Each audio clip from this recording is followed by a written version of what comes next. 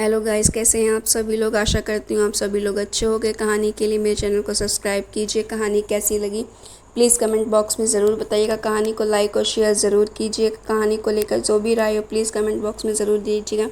शुरू करते हैं हम आज की अपनी कहानी। आज दिन भर दुकान पर दीप्ति का मन उचट सा रहा। दिमाग में उथल पुथल मची रही। सुबह घर से निकलते समय ही माजी यानी दीप्ति की सास ने धीमे स्वर में कह दिया था कि बेटी शाम को जल्दी घर आ जाना, और उनके जल्दी घर आ जाने का अर्थ वह भली भांति समझती थी, इसलिए अनमनी सी रही। वह दिन भर बगल वाली बेला ने भी उसे 2-3 बार टोका, क्या बात है दीप्ति, आज इतनी उदास क्यों लग रही हो। दीप्ति मुस्कुरा भर दी। 5 बजे बेला और सामने वाली प्रज्ञा को दुकान का ख्याल रखने का कहकर घर चली गई। जाते ही अंकुर उसके पैर से लिपट गया। माजी ने उसे चाय दी और तैयार होने का कहा। चाय पीकर दीप्ति ने हाथ मुंह धोया और कपड़े बदल तैयार हो गई। माजी ने ज़बरदस्ती उसके गले में चैन पहना दी और माथे पर बिंदी लगा दी। नियत समय पर विनय और उसके माता पिता दीप्ति को देखने आ गए। दीप्ति को तो वो लोग फ़ोटो देखकर ही पसंद कर चुके थे। आज तो एक तरह से बात पक्की कर विवाह का मुहूर्त निकालने आए थे। विनय की माताजी ने शगुन देकर दीप्ति को एक तरह से अपनी बहू बना लिया। दीप्ति की आंख भर आई। ठीक इसी तरह एक दिन माँ जी ने शगुन देकर दीपक के लिए उसे स्वीकारा था। तब मन में कितनी उमंगें थी। नए जीवन के में प्रवेश की खुशियाँ थीं, नए परिवार के साथ बनने की प्रसन्नता थी, और आज वही सब दोहराया जा रहा था। लेकिन मन में कोई खुशी व उत्साह नहीं है, उल्टा दुखी और बुझा बुझा सा है मन। रात में अंकुर ने दीप्ति के गले में बार डालकर बड़े लाड से पूछा, मम्मी वो अंकल और दादा दादी कौन थे। वो तुम्हारे दादाजी के दोस्त और उनका परिवार था बेटा। दीप्ति ने उसके सिर पर प्यार से हाथ फेर कर कहा। अंकुर उससे चिपक कर जल्दी ही सो गया, पर दीप्ति को देर रात तक नींद नहीं आई।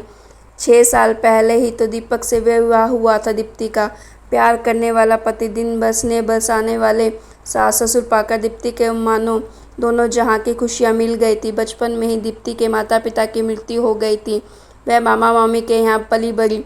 उन्होंने उसे बहुत अच्छे से रखा। फिर भी दीप्ति का मन किसी को माँ पिताजी कहने को तरसता रहता। शादी के बाद दीपक के माता पिता ने उसे भरपूर प्यार दिया।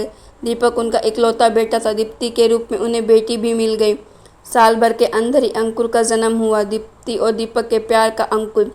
दीपक बेटी चाहता था, फिर भी वह बेटे के जन्म पर खुश हुआ। उसी ने बहुत लाड से उसका नाम अंकुर रखा। अपने नए परिवार में दीप्ति बहुत संतुष्ट और प्रसन्न थी। सबके प्यार व अंकुर के लालन पालन में वह अपने बचपन के अभाव और माता पिता के आश्रय में हुई मृत्यु के हादसे को भूल गई थी। अब जीवन में से दीप्ति को कोई शिकायत नहीं थी। हर तरह से सुख समृद्ध और संतुष्ट थी वह। लेकिन क्रूर होने को दीप्ति का यह सुख सास नहीं आया। मामूली से बुखार में एक दवाई के रिएक्शन से दीपक की हालत ऐसी बिगड़ी कि मात्र 3 दिनों में ही वह चल बसा। दीप्ति का मस्तिष्क शून्य हो गया। 4 दिन पहले ही हंसता खिलखिलाता दीपक यूँ अचानक ही चला गया कि आज दुनिया में कहीं उसका नामो निशान तक बाकी ना रहा। दीप्ति की दुनिया उजड़ गई। नन्हे अंकुर का रोना भी उसको सुनाई नहीं देता था। मात्र 2.5 साल का ही तो था वह, और उसके सिर से पिता का साया उठ गया। दीपक के माता पिता ने अपने दिल पर पत्थर रखकर इस हादसे को बर्दाश्त किया और अंकुर व दीप्ति को संभालने में अपना गम भुलाने लगे। महीनों बाद दीप्ति थोड़ी संभली और अंकुर की देखभाल में अपना समय काटने लगी। उनके घर के पास एक छोटा बाजार था, जहाँ ऊपर वाली मंजिल पर महिला मार्केट था। वहाँ बहुत सारी गृहिणियाँ अपना व्यवसाय चलाती थी। कोई पार्लर, बुटीक तो कोई सिलाई, पेंटिंग क्लास। घरेलू काम से निवृत्त होकर औरतें अपनी अपनी दुकानों पर आ जाती। सब सहेलियाँ बैठी रहती, आपस में सुख दुख भी बांट लेती और कुछ रचनात्मक काम भी हो जाता। दीप्ति के ससुर जी ने भी उसे वहाँ एक दुकान दिलवा दी। दीप्ति नियम से अंकुर को स्कूल भेजकर दुकान पर आ जाती। दिन भर ग्राहकों में और आसपास की औरतों से बातें करने में बीत जाता।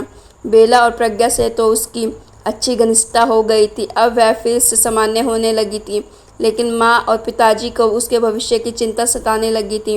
वे उसके पुनर्विवाह के लिए लड़का ढूंढने लगे। उनकी चिंता भी स्वाभाविक ही थी, क्योंकि वह मात्र 26 साल की ही तो थी। अभी पहाड़ी सी जिंदगी वह अकेले कैसे काटती। दीप्ति दोबारा विवाह करने के लिए बिल्कुल तैयार ना थी, पर सास ससुर के तर्कों और याचनाओं के आगे उसे झुकना पड़ा। 2-4 जगह खोज खबर के बाद उन्हें विनय और उसका परिवार बहुत अच्छा लगा। सारी बातें तय हो गई, विवाह की तिथि पक्की हो गई। तब एक दिन माँ ने बताया कि विनय अंकुर को अपनाने को तैयार नहीं है। दीप्ति पर तो मानो वज्रपात ही हो गया हो। उस मासूम से तो पिता का प्यार छीन ही लिया, किस्मत ने अब माँ भी छिन जाएगी। माँ, मैं यह विवाह नहीं करूँगी, मैं अंकुर से अलग नहीं रह सकती। विनय से कहिए अगर मुझसे विवाह करना है तो मेरे और अंकुर को भी अपनाना पड़ेगा, वरना इस रिश्ते में मुझे कोई दिलचस्पी नहीं है। दीप्ति ने साफ स्पष्ट शब्दों में कह दिया। ऐसा मत बोलो बेटी, हम है ना अंकुर के साथ। सब जगह तुम्हारे विवाह की खबर हो चुकी है और मुझे विश्वास है कि तुम अपने अच्छे व्यवहार से विनय का मन जीत लोगी तो एक दिन वह अंकुर को अवश्य अपना लेगा। तब अंकुर को माता पिता दोनों मिल जाएंगे। माँ ने दीप्ति को समझाया। बेबस दीप्ति माँ के तर्कों के आगे हार गई और उनके गले लगकर रो दी। अंकुर के बारे में सोचकर उसका कलेजा मुंह को आने लगा। 15 दिन बाद ही एक सादे समारोह में दीप्ति और विनय का विवाह हो गया। कुछ दिन बाद विनय के माता पिता दोनों के साथ रह फिर वापस दिल्ली चले गए। दीप्ति नए घर, नए परिवेश और नए रिश्ते में अपने आप को ढालने का प्रयत्न करने लगी। विनय बहुत समझदार, प्यार करने वाला, ध्यान रखने वाला जीवन साथी था। दीप्ति बहुत खुश थी। बस यही बात रह रहकर उसे कचोटती रहती थी कि काश विनय उसके ममता की तरफ को समझ पाता और अंकुर को भी अपना लेता। वैसे दीप्ति को इस बात की तसल्ली थी कि विनय उसी शहर में रहता था। उसके ऑफिस जाते ही घर के काम करके वह अपनी दुकान पर चली जाती। स्कूल से अंकुर को भी पिताजी दीप्ति के पास छोड़ जाते। दोपहर भर दीप्ति अंकुर के साथ समय बिताती, उसे लाड प्यार कर लेती।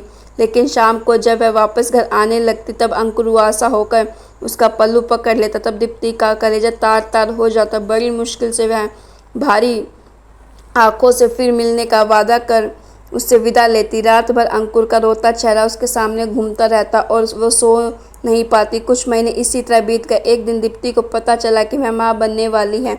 विनय की खुशी का ठिकाना ना रहा। वह दीप्ति का हर तरह से ख्याल रखता। कुछ और महीने बीतने पर दीप्ति का दुकान पर जाना बंद हो गया और अंकुर से मिलने का जरिया भी। कभी कभी माँ पिताजी अंकुर को दीप्ति के घर ले जा आते, पर रोज़ रोज़ तो यह संभव ना था। उसका हृदय विकल रहता। नियत समय पर दीप्ति ने एक बेटे को जन्म दिया। इस समय विनय के माता पिता उसके पास आ गए।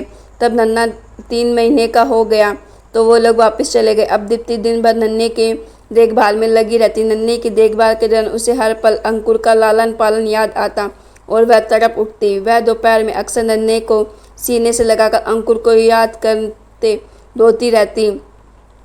उसके मन में अंकुर के बचपन की स्मृतियाँ सजीव हो जाती। वह उसकी मासूमियत भरी बातें सुनने को तरस जाती। जीवन साथी मिलने और दोबारा माँ बनने के बावजूद भी वो अधूरी थी। विनय ऑफिस से आकर घंटे नन्हों के साथ खेलता रहता।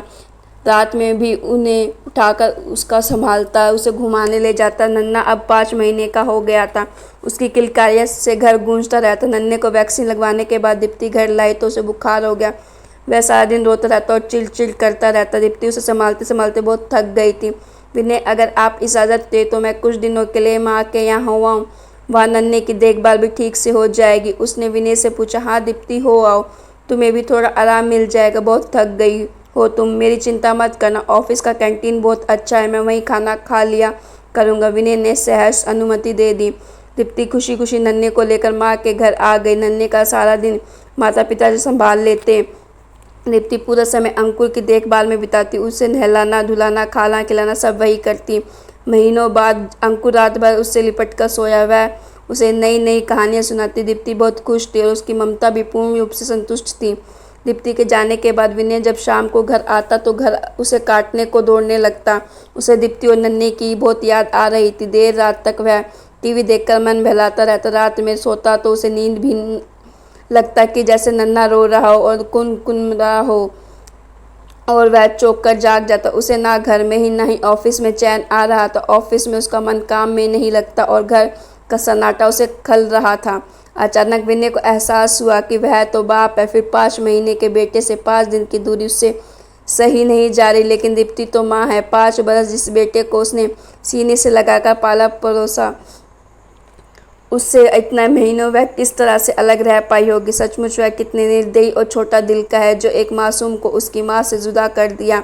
यदि दीप्ति नन्हे को लेकर हमेशा के लिए चली गई तो कैसे जी पाएगा वह अपने जान से प्यारे बेटे के बिना, और फिर दीप्ति कैसे जी रही होगी अब तक अंकुर के बिना। कितना दर्द सहा होगा उसने।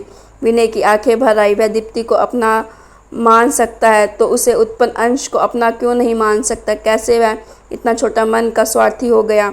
उसे पश्चाताप होने लगा। अगले ही दिन विनय दीप्ति के घर जा पहुंचा। नन्हे को गोद में लिए दीप्ति अंकुर को मान मुनहार करके खाना खिला रही थी। उसके चेहरे पर ममता की एक अलग ही चमक झिलमिला रही थी। विनय ने उसे इतना पसंद कभी नहीं देखा था। वह मुग्ध होकर दीप्ति को देखता ही रह गया। आज तक उसने एक माँ से यह गौरवमय आंतरिक प्रसन्नता छीन रखी थी। वह गलीन से भर उठा। विनय पर नजर पड़ते ही दीप्ति का चेहरा बुझ सा गया और अंकुर ने भी सहम कर उसका आंचल पकड़ लिया। विनय ने मुस्कुराकर अंकुर के सिर पर हाथ फेरा तो वह दीप्ति से सटकर खड़ा हो गया। तुम्हारे बिना घर बहुत सूना सूना लग रहा है। अब तो नन्हे की तबीयत भी ठीक है, चलो घर चलो, विनय ने दीप्ति से कहा।